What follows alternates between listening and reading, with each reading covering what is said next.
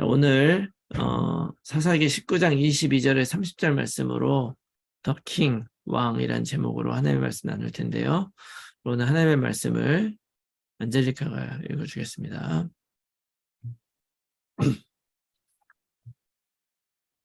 As they were making their hearts merry, behold, the men of the city, worthless fellows, surrounded the house, beating on the door, and they said to the old man, the master of the house, bring out the man who came into your house, that we may know him. And the man, the master of the house, went out to them and said to them, No, my brothers, do not act so wickedly, since this man has come into my house. Do not do this vile thing.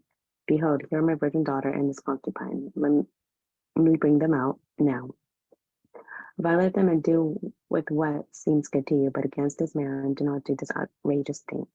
But the man would not listen to him, so the man seized his concubine and made her go out of them. And they knew her and abused her all night until the morning, and as the dawn began to break, they let her go. And as the morning appeared, the woman came and fell down at the door of the man's house where the master was, until it was light. And her master rose up in the morning, and when he opened the doors of the house and went out on his way, behold, there was his concubine lying at the door of the house with her hands on the threshold. He said to her, Get up, let us be going. But there was no answer. Then he put her on the donkey, and the man rose up and went to his home. And when he entered his house, he took a knife, and taking hold of his concubine, he divided her limb by limb into 12 pieces, and sent her throughout all the territory of Israel. And all who saw it said, Such a thing has never happened or been seen from the day that people of Israel came up out of the land of Egypt until this day. Consider it, take counsel, and speak. 이번 주 메시지는 왕입니다. 여러분들이 메시지를 너무 어렵게 생각할 건 없지만 잘 생각하고 들으면 참 이게 굉장히 중요한 이야기를 오늘 해주고 있는 거예요. 이 사사기는 담임 목사님께서도 주일날 메시지하면서 사사기의 결론 마지막 절 말씀하셨는데 사람들이 왕이 없어서 소견에 오른 대로 행한다. 그렇게 얘기했잖아요. 그러니까 그것이 결론이고 주제거든요. 사사기. 그건 뭐냐면 바로 이 사사시대 자체가 말하자면 사탄의 어떤 거짓이 성취되는 현장이에요. 완전히. 그래서 거기에 그렇게 사탄의 거짓과 그런 것이 성취가 되는데 어떤 거짓이 성취가 되느냐? 어떤 거짓이 성취가 되느냐? 바로 창세기 3장 5절의 거짓말이 성취되는 거죠. 여러분 언약기도 쓰실 때마다 항상 쓰시겠지만 창세기 3장 5절은 사단이 하와를 속일 때 뭐라고 속이냐면 너희가 그것을 먹는 날에는 너희 눈이 밝아져서 하나님과 같이 되어 선악을 알 줄 하나님이 아심이라 이렇게 속였죠. 바로 이것이 성취된 현장이 사사기입니다. 그래서 사람들이 소견에 오른 대로 행하는 거예요. 자, 이 창세기 3장 5절의 말씀의 그 뜻이 무슨 의미냐면 내가 그것을 먹으면 눈이 밝아진다는 거예요. 사람의 눈이 뭐 언제는 어두웠습니까? 아담과 하와의 눈이 언제는 어두워졌어요? 근데 이때까지만 해도 창세기 3장의 에덴 동산까지만 해도 아담과 하와의 눈은 항상 어디를 속해 있었냐면 하나님이 말씀하신 것에 되게 가 있었어요. 하나님이 이렇다 하면 이런 거고 다 그대로 받아들였죠. 그런데 여기 눈이 밝아진다는 거는 뭐예요? 보지 않아도 되는 다른 곳을 보기 시작을 했다는 거예요. 그러니까 네가 이걸 먹으면 하나님이 말씀하신 건 아니고 다른 것도 네가 볼 수 있는 거야. 그런 눈이 밝아지는 거죠. 우리에게 필요 없는 거. 그래서 너희가 하나님같이 된다. 근데 여러분 인간이 하나님처럼 될 수 있습니까? 우리는 하나님처럼 될 수가 없죠. 그러니까 그러면서 하나님처럼 돼서 뭐라 그러냐면 네가 knowing good and evil, 선악을 알게 된다. 이 선악을 알게 된다는 말이 무슨 의미냐면 우리가 생각하는 어떤 착한 일, 안 좋은 일 이런 게 선과 악이 아니에요. 그 당시에 생각해 보세요. 뭐가 선이고 뭐가 악이고 이런 기준이 있었습니까? 그 당시에 무슨 뭐 살인이 있었고 도적질이 있었고 이런 게 있었겠어요? 없죠. 그때 선은 하나님의 말씀대로 하는 게 선이고 하나님의 말씀대로 하지 않는 게 악인 거예요. 그러니까 성경에서 보통 의롭다, 선하다 이런 것들은 하나님 기준으로 돌아가면 의롭고 선한 것이고 하나님 기준이 아닌 것은 다 악한 거란 말이죠. 그런데 우리가 하나님처럼 된다는 말은 우리에게 하나님 능력이 나타난다는 것이 아니라 이제는 그 기준을 하나님 중심으로 하지 않고 내 중심으로 하기 시작을 했다 이거예요. 너 앞으로 네 중심으로 너한테 좋으면 선, 너한테 나쁘면 악 이렇게 되는 거예요. 여러분 오늘날에도 그렇잖아요. 우리가 분명히 안 좋은 일인 줄 알면서도 눈 감는 경우는 어떤 경우입니까? 나한테 이득이 되는 경우. 그런 경우에 눈을 감잖아요. 여러분, 이렇게 돼서 그때부터 사람들은 결국엔 이 사단의 거짓말에 속아가지고요. 다 내 중심으로 생각하기 시작을 한 거예요. 그러면서 모든 문제가 온 거죠. 그래서 원래 인간은 어떻게 오리지널리맨이 아니라 오리지널맨데 오리지널맨 하여튼 그 원래 인간은 어떻게 창조됐다고 성경은 얘기합니까? 창세기 1장 27절에 보니까 하나님의 형상으로 창조됐다고 하잖아요. 그러니까 우리가 이걸 알아야 돼요. 왕이라는 메시지를 우리가 먼저 듣기 이전에 우리가 이게 정말 그런가 한번 생각을 해보세요. 하나님의 형상이 우리 안에 들어왔는데 그것이 바로 뭐냐? 영이죠. 하나님이 생기를 불어넣고 생명의 영이 바로 우리 안에 들어와 있어요. 사람에게만. 결국 우리를 살게 하는 것은 육신이 아니고 그 육신을 지배하고 있는 우리의 생각과 이런 마음들이 있잖아요. 근데 그런 것들이 결국 무엇을 믿고 무엇을 기준으로 살아가느냐. 그래서 하나님의 형상이 영으로 우리 안에 들어와 있다고 하는 것은 무엇을 의미하는 거냐면은 하나님이 바로 내 인생의 기준이 된다는 얘기예요. 창조하셨고 모든 거를 결정하셔. 말씀으로 창조하셨기 때문에 모든 걸 정의하셨단 말이죠. 나의 삶 속에 그 기준이 되는 거예요. 그러니까 사람이 이 기준이 있으면 아무런 문제가 없어요. 근데 진짜 힘든 게 뭐냐면 기준이 없는 게 힘든 거예요. 여러분들 만약에 어떤 사람들이 이거저거 결정하라. 그러면은 결정하는 게 사실은 별로 어렵지 않아요. 만약에 기준이 있으면 예를 들어 여러 개 알려준 다음에 그중에 제일 싼 거 결정해. 이렇게 하면 그냥 가격 제일 싼 거 결정하면 되잖아요. 그죠? 그런데 만약에 기준이 없어. 안젤리카가 회장인데 안젤리카한테 야 우리 다 아이들한테 뭐 먹을까 한번 네가 결정해봐. 그럼 안젤리카 그걸 어떻게 결정해? 누가 뭘 좋아하는지 뭘 어떻게 해야 되는지 모르니까 기준이 없으니까 결정을 할 수가 없는 거예요. 말하자면 기준이 있으면 우리 인생은 항상 제대로 살아갈 수가 있고 그거에 맞춰서 일관되게 살아갈 수가 있어요. 근데 기준이 없으면 항상 넘어가요. 그러니까 하나님이 영을 우리에게 부어주셔서 영으로 살게 하신 이유는 바로 우리 인생의 기준을 주신 거예요. 그것도 제대로 된 기준이죠. 하나님이 천지를 창조하셨으니까 창조하신 분이 세우신 그 기준을 우리 안에 계속 살게 해줬다. 그럼 그 하나님의 그 영이 그 말씀이 기준이 되는 그것은 무엇으로 가능한 것이냐? 하나님의 말씀으로 가능한 것이다.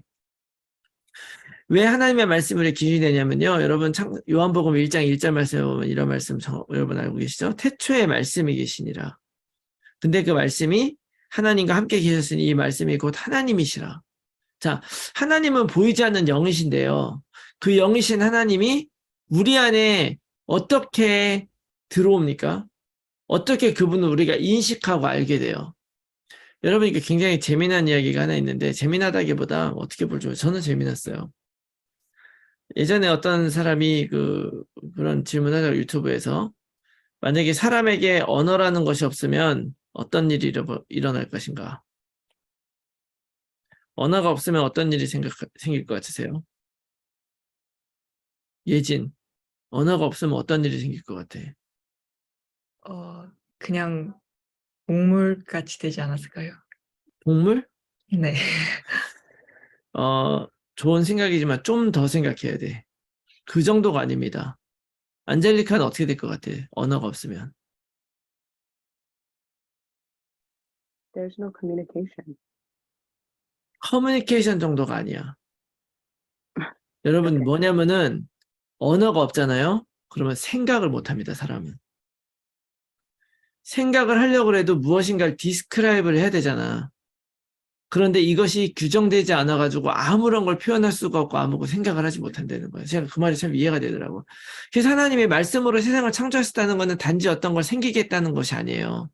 그것을 말씀으로 모두 구체화시켜 주셨단 말씀이지. 그러니까 우리도 하나님을 어떻게 아느냐? 하나님이 바로 하나님의 말씀으로 자기 자신을 드러내셨기 때문에 아는 거야. 그래서 그거를 드러내셨다는 의미를 한국말로 하면 계시라고 얘기를 하죠. 영어로는 뭐라 그래요? 레빌레이션. 그게 바로 계시죠. 하나님이 드러내셔서 우리가 알게 된 거. 그래서 원래부터 하나님이 계시고 그 하나님이 말씀으로 계셨다고 하는 것은 그분이 모든 것에 기준이 된다는 얘기예요. 그런데 14절 말씀에 또 뭐라고 하냐? 요한복음 1장 14절. 말씀이 육신이 되어 우리 가운데 거하심에 우리가 그의 영광을 보니 아버지의 독생자 영광이요 은혜와 진리가 충만하더라. 그 말씀이 하나님이신 그분이 그 말씀이 우리 안에 오신 그분이 바로 예수 그리스도다. 그분이 육신 돼서 우리 가운데 오셨다. 그래서 우리와 함께 거하신다.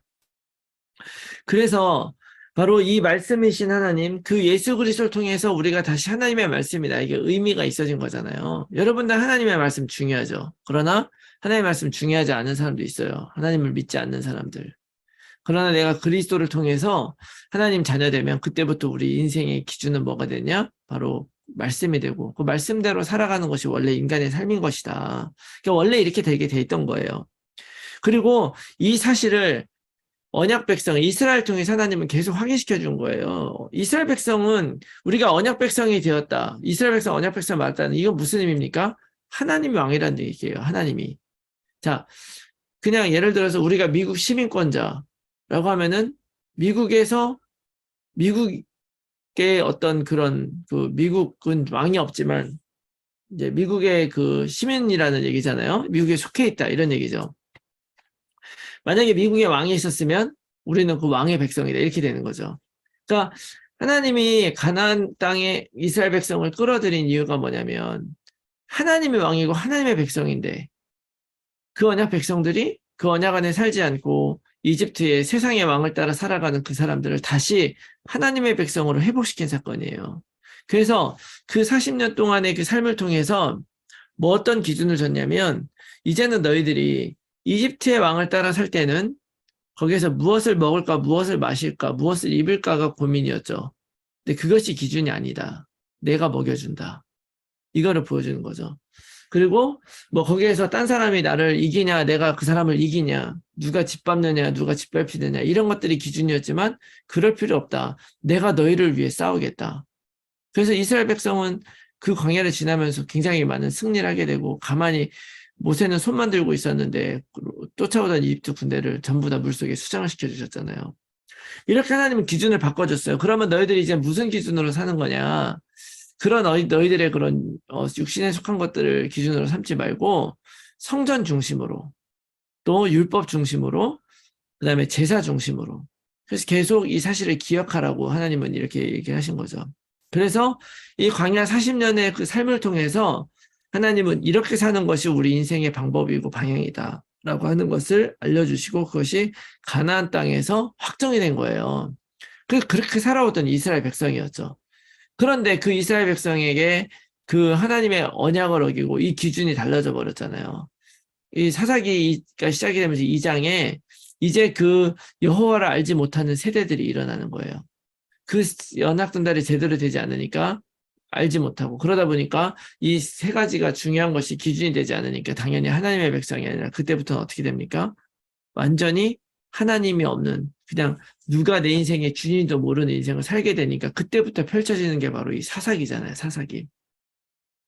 그래서 왕이 없으면 생기는 일이 바로 집약돼서 나오는 게 바로 오늘 본문의 말씀이에요. 왕이 없으면 생기면서 집약돼서. 그래서 오늘 말씀이 어떻거나 이런 걸 떠나서 이게 굉장히 중요한 얘기거든요. 여러분 요한일서 2장 16절의 말씀에 보면 이런 말씀이 있어요. 요한일서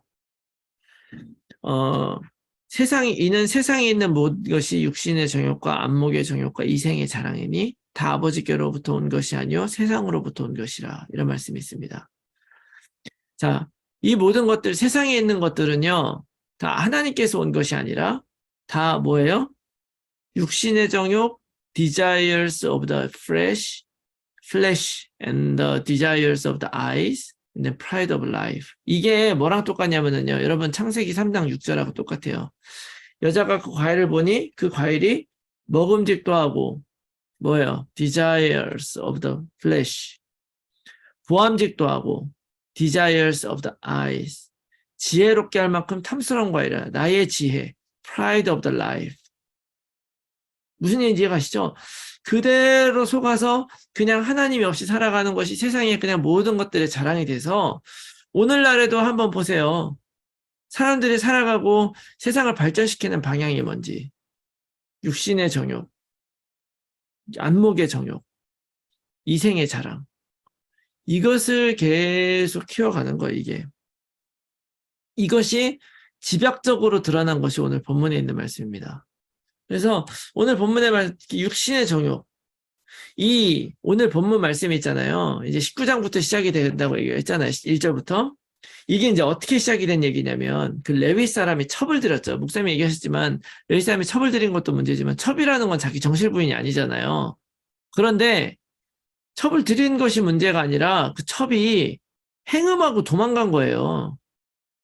그러니까 원래는 다른 곳에 살고 있었는데 에브라임 산지에 살고 있었던 레위인이었는데 그 첩을 들였는데 그 어디서 아주 멀리 있는 그 베들레헴에서 어? 그 첩을 들였는데 그 첩을 그렇게 멀리서 데려온 이유가 뭐였냐? 다 보니까 엄청 이뻤나 봐. 이 첩이. 아주 그냥 포기하기 아까운 정도로 미색이었나 봐요. 그런데 이 첩이 와가지고 행음을 한 거야, 행음. 그러니까 바람 핀 거지.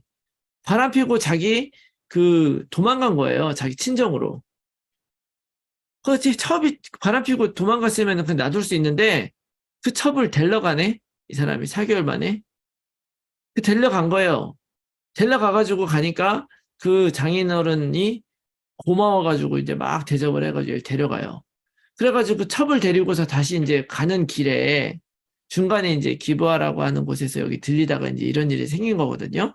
근데 여기에 보면은 이게 또 참 이게 엉망진창인 게 뭐냐면 그래서 어떤 집에 이제 어디 갈라 했더니 잘 집이 없는 거예요. 그래가지고 이제 길거리에 이렇게 앉아가지고 어떻게 하나 하고 있는데 날이 저물고 있는데 한 노인이 지나가면서 우리 집에 말 먹일 수도 있고 이렇게 손님을 밖에서 재우는 거는 우리 민족의 수치다. 그러니까 우리 집에 와서 잘하고 데리고 간 거예요. 그랬는데 이걸 어떻게 하고 사람들이 동네 불량배들이 와서 이 사람을 끌어내서 우리가 그와 관계하리라 이렇게 얘기했어요. 그리고 영어에서도 보면 뭐라고 돼 있습니까? 이게 뭐 내가 너를 알겠다 뭐 이런 식으로 나오잖아요. We may know him 이렇게 하잖아요.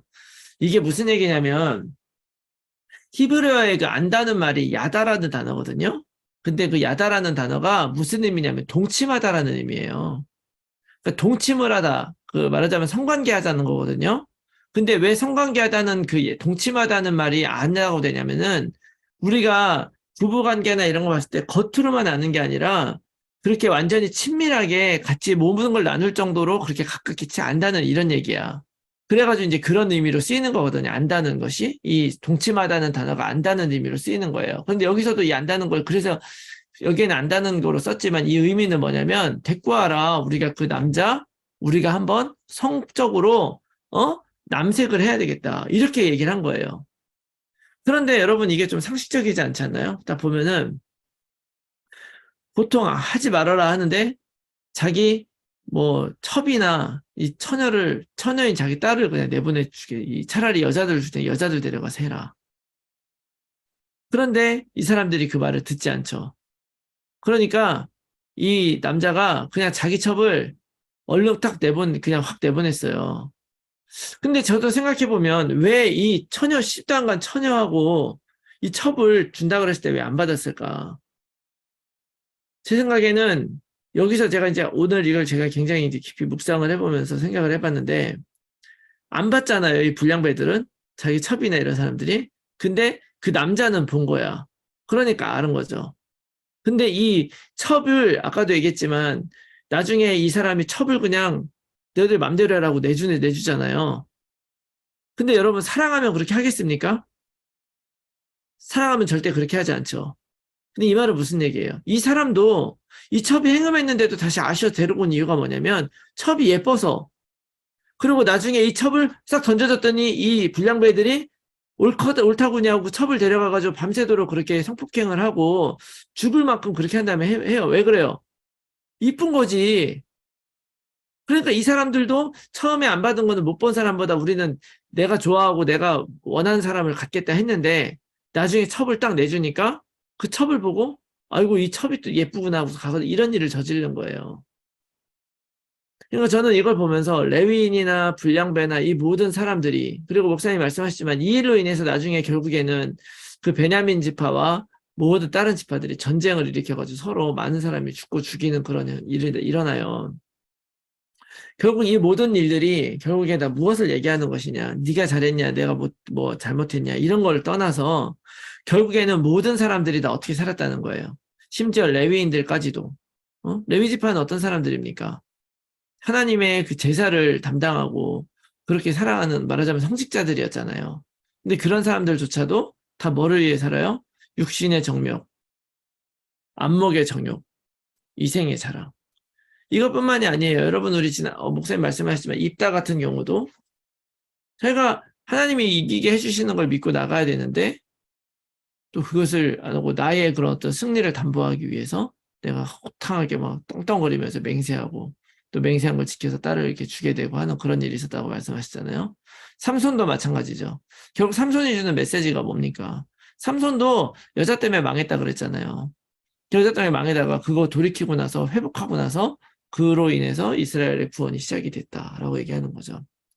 결국에는 정말로 왕이 없으면 결국 우리들은 이렇게 살 수밖에 없어요. 우리가 이 세상에 내 인생을 따라갈 그 왕, 그 그리스도를 제대로 우리가 갖지 않고 그 기준이 없으면 우리도 모르게 이렇게 된다 이거죠. 제 말씀을 보면서 우리가 깊이 생각해 볼 어떤 묵상 포인트 첫 번째 뭐냐면 여러분 한번 깊이 생각해 보시게 누가 진짜 나의 왕인가? 이건 무슨 얘기냐면 내가 선택한 왕도 있고요. 또 나도 모르고 따라가는 왕도 있습니다. 그 왕은 결국 뭐냐면 인생의 기준이잖아요. 그리고 내가 순종할 대상인 거예요. 왕에 대한 나의 자산은 순종이죠. 순종 안 하면 그게 무슨 왕입니까? 근데 저는 이렇게 뭐 역사책이나 이런 걸 읽어보면 옛날 사람들은 왕을 모시고 살던 사람들은 진짜 왕에게 순종을 한 것 같아. 철저하게 순종. 제가 로마인 이야기라고 하는 역사책 되게 12권인가 돼 있는 책 있잖아요. 다 읽지도 않는데 앞에 부분 조금 있다 보니까 옛날 로마 사람들은 그 높은 곳에다 그 성벽을 다 쌓고 졌는데 왜 그러냐면 하도 적들이 많이 쳐들어왔대요. 그래가지고 쳐들어오면 싸우기 편하게 하려고 일부러 언덕 위에다가 그 다 폴리스들을 지어놨다 그러네요. 그래가지고 항상 전쟁 준비를 해야 되는데 적군이 쳐들어왔다 그러면 왕이 다 군대로 나와라 그러면은 그냥 밭갈다 말고 그냥 무조건 나가는 거야. 지금 추수해야 돼도 상관없어. 그냥 무조건 나가는 거야. 그래 나가다가 죽으면 대신 이제 왕은 그 죽은 사람들 집에 다 먹을 그런 공연 이런 것들 많이 보상도 해주고 뭐 이런 식으로 했대요. 그러니까 참 그때 생각해 보면 야 왕을 진짜 철저하게 순종하는구나. 어떻게 보면 우리들도 마찬가지죠. 지금 우리에게 하나님이 정말 왕이냐? 내가 진짜 100% 순종하지 않으면 그게 왕이 아닌 거죠. 할 수 있는 것만 순종한다? 그는 진짜 순종이 아니고 그는 그냥 선택한 거야 내가. 근데 하나님이 나에게 진짜 왕이라면 내가 진짜 그것에 전심으로 순종하며 따라가야 되는 것이다. 근데 이건 어떻게 해야 되느냐? 나의 결단으로 되는 거예요. 나의 결단으로.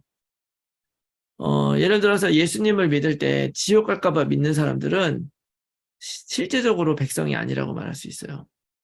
그냥 미국 시민권만 따놓고 실제로는 한국 스타일로 살아가는 사람들인 거죠. 어떻게 보면 내가 무엇을 따라가겠느냐 내가 결정하고 그 왕에게 순종하며 따라갈 때 거기에서 나의 삶의 정체성이 나오는 것이고 거기에서 나의 삶의 여정도 나오고 삶의 결과도 나온다는 것을 여러분 꼭 기억하셔야 됩니다. 그래서 정말 이 세상을 창조하시는 성경에 보면 또 그 모든 것을 합력하여 선을 이루신다고 하는 그 왕, 나의 영원한 구원을 주시는 그 왕, 바로 예수 그리스도를 나는 정말 따라가는가. 여러분 꼭 아셔야 되는 건 사단이 방해하는 거는 다른 게 아니에요. 아담과 하와가 말씀 기준으로 살아가는 거 그거 방해하는 것입니다. 그래가지고 말씀 기준 아니라 그냥 우리에게 익숙하고 내가 좋은 것들을 따라가게 만드는 거예요. 그래서 속였잖아요. 3장 5절. 그래서 세상의 그런 거 기준 따라 살게 만들고요. 이스라엘 백성이 율법 따라 살아가는 거 방해하는 거예요. 왜냐하면 율법 따라 살아가게 되면 하나님의 능력이 나타나니까. 그래서 율법 따라가지 않고 다른 이방 민족 종교 생활하는 거 따라가게 만드는 거죠. 종교 생활 근거가 뭡니까? 내가 원하는 거. 그죠? 그리고 또 사단이 뭘 방해해요? 오직 하나님만 믿는 걸 방해합니다. 그래서 우상 숭배하고 다른 거 따라가게 만들고. 아모스서에 보면 이런 말씀이 있어요. 아모스 8장 11절 말씀. 이거는 예진이가 한번 읽어줘 볼까? Behold, the days are coming, declares the Lord God, when I will send a famine on the land, not a famine of bread, nor a thirst for water, but of hearing the words of the Lord. 이게 무슨 말씀이냐? 하나님의 말씀이 없는 것이 아니고 아니, 하나님의 말씀이 없으면 양식도 없고, 양식도 있고, 물도 있는데도 기근으로 누릴 수밖에 없다는 거예요. 우리에게 진짜 없는 건 하나님의 말씀이 없어서 양식이 있고, 물이 있는데도 불구하고 기근을 누릴 수밖에 없다. 이게 왜 그렇습니까? 우리에게 하나님의 말씀이 없는 것도 아니고, 그리스도가 없는 것도 아닌데, 왕이 없는 것도 아닌데, 하나님이 다스리지 않는 것도 아닌데, 같이 하지 않는 것도 아닌데, 그럼에도 불구하고 내 삶에 정말 어려움과 괴로움이 있다면 그거는 다른 것이 아니라 진짜 뭐가 문제가 있어서 그런 것이 아니라 하나님의 말씀을 따라가지 않는, 그걸 중심으로 따라가지 않는 나의 잘못된 삶의 모습 때문이라고 하는 것을 이야기하는 거죠. 결국에는 그건 무슨 얘기입니까? 결국 핵심은 뭐예요? 내가 진짜 이 하나님을, 그리스도를 왕으로 내가 선택하느냐. 여러분, 이걸 선택하지 않으면 세상 속에서 우리 끊임없이 흔들릴 거고요. 끊임없이 내가 가는 길이 헷갈릴 거예요. 그러므로 여러분, 오늘 이 말씀 듣고 여러분 깊이 한번 묵상해 보시기 바라요. 누가 정말 나의 왕인가? 때때로는 뭐 남자친구, 여자친구가 왕이 되기도 하고, 남편, 직장 상사가 왕이 되기도 하고, 부모님 왕이 되기도 해요. 물론 부모님 왕 되지 말라는, 그렇게 하면 안 된다. 부인, 남편 왕 되지 말라는 얘기 아니에요. 예수님이 말씀하셨지만 지난주에 얘기한 것 같은데 형제를 사랑하지 말고 다른 걸 따라가지 말라는 것이 아니라 그것보다도 더 중요하게 하나님을 먼저 따라가고 하나님이 진짜 왕이 돼야 세상의 왕도 당연히 필요하죠. 왜냐하면 사회생활이 구성되려면 그게 필요하잖아요. 근데 진짜 필요하지만 하나님의 왕이 되지 않고는 결국에는 세상의 모든 왕은 결국 뭐가 되는 거예요? 결국 사사기의 사사와 같은 역할을 할 수밖에 없는 거예요. 그래서 그 왕들 중에서도 이 하나님이 진짜 왕이라는 걸 알았던 그 다윗 왕이 하나님의 마음에 그렇게 합했던 사람이었던 거죠. 그래서 여러분들 누가 정말 나의 왕인가를 여러분 깊이 한번 생각해 보시는 그런 시간 되셨으면 좋겠고, 또 한 가지 로드십입니다. 여러분 로드십 한번 깊이 생각해 보시기를. 요한복음 1장 12절 말씀을 보면 영접하는 자 곧 그 이름을 믿는 자에게 하나님의 자녀가 되는 권세를 주셨다. 이렇게 해줘. 우리는 다 그리스도 영접한 사람들이잖아요. 근데 그 요한복음 1장 11절에도 이 영접한다는 말이 나와요. 근데 거기서 나오는 영접이랑 이 12절에서 나오는 영접은 원어적으로 단어가 조금 다릅니다. 11절에서 나오는 영접이라는 단어는 파랄람바노라는 단어고 12절에 1장 12절에 나오는 단어는 그냥 람바노예요. 파랄이랑 람바노가 다른 게 뭐냐면 파랄은 집단적으로 받아들이지 않았다는 거예요. 그래서 11절에는 그 왕이 자기 백성에게 왔지만 그들이 영접하지 않았다. 세상은 그리스도를 받아들이지 않았다는 거예요. 그러나 세상이 그리스도를 받아들이지 않아서 그 하나님 왕이 되는 걸 모르고 살아도 그러나 12절에 영접하는 자, 이거는 내가 개인적으로 받아들이는 걸 의미하는 거예요. 내가 개인적으로 그 예수 그리스도를 그럼에도 불구하고 왕으로 받아들이는 사람은 하나님의 자녀가 된다. 그런데 제가 봤을 때는 이거는 한국말이 훨씬 더 뉘앙스를 잘 살려서 번역한 거예요. 왜냐하면 받아들인다는 말이 맞는데 그냥 받아들이는 게 아니죠. 여러분 영접한다는 말은 무슨 얘기입니까? 여러분 입장에서 내가 만약에 여러분들의 집에 가면 우리 목사님 오셨으니까 영접한다는 말을 쓸 수도 있겠지만 보통 뭐 제가 간다 그래도 영접한다는 말은 잘 안 쓰죠. 한국말에서 영접한다는 것은 아무나 영접한다고 안 해요. 그러니까 귀빈이나 아주 중요한 사람을 영접하죠. 뭐 국가 원수라든지 이런 사람들 영접하는 거예요. 그런데 내가 예수 그리스도를 받아들일 때, 개인적으로 받아들일 때 뭘로 받아들이냐는 거예요. 수단으로 받아들이거나 그런 것이 아니라 그분이 바로 나의 그리스도로 받아들인다는 걸 여러분 기억하셔야 됩니다. 그 그리스도가 일반 명사로 쓰면 왕, 제사장, 선지자지만 그것이 고유명사로 신약에 쓰여요. 그러면 그것이 무슨 의미가 되느냐? 주, 로드, 마스터가 되는 거예요. 그분이 정말 내 인생의 진짜 주인 되는 거죠. 우리는 주님을 주인이라고 하면서도 정말 그분이 하는 말씀대로 100% 순종하며 사느냐. 많은 사람들이 예수님이 많은 사람 병자를 고치고 귀한 메시지를 나눌 때 다 주여 주여 하면서 따라갔어요. 그러나 마태복음 7장 21절 말씀에 나더러 주여 주여 하는 자마다 다 하나님께로 갈 것이 아니요 오직 하나님의 뜻대로 행하는 자라야 할 것이다.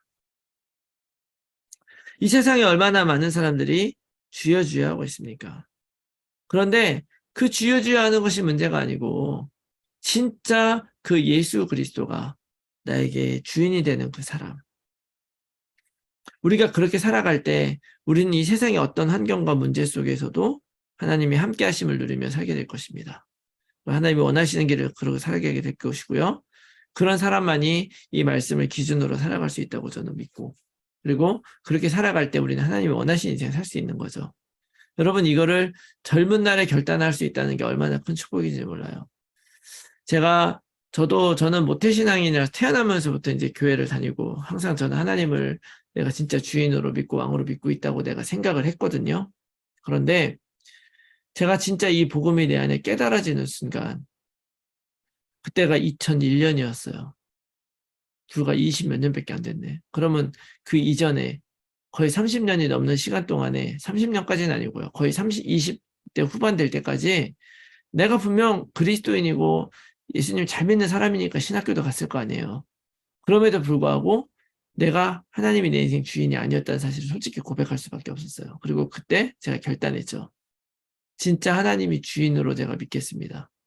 하나님이 힘든 길을 걸어가라고 힘든 길을 걸어가고, 결코 다른 거랑 제가 이렇게 다른 거랑 타협하지 않겠습니다. 라는 그 결단을 한 다음부터 제 인생은 어떻게 보면 굉장히 다이나믹했지만 저는 제 인생의 모든 시간들이 사실은 너무나 은혜롭고 감사하다고 고백할 수밖에 없죠. 여러분들, 이 결단이 굉장히 중요합니다. 내가 진짜 하나님을 내 인생의 왕으로 삼고, 그리고 왕으로 삼는다는 말은 머리로 내가 그렇게 결단하겠다는 게 아니라 내가 100% 순종하겠다는 그 결단에 또 그 안에 같이 따라 붙는 거예요. 그래서 여러분들이 진짜 왕을 찾고 왕의 백성으로 권세 있게 살아가는 여러분들이 다 되시기를 예수 그리스도의 이름으로 축원합니다. 아멘.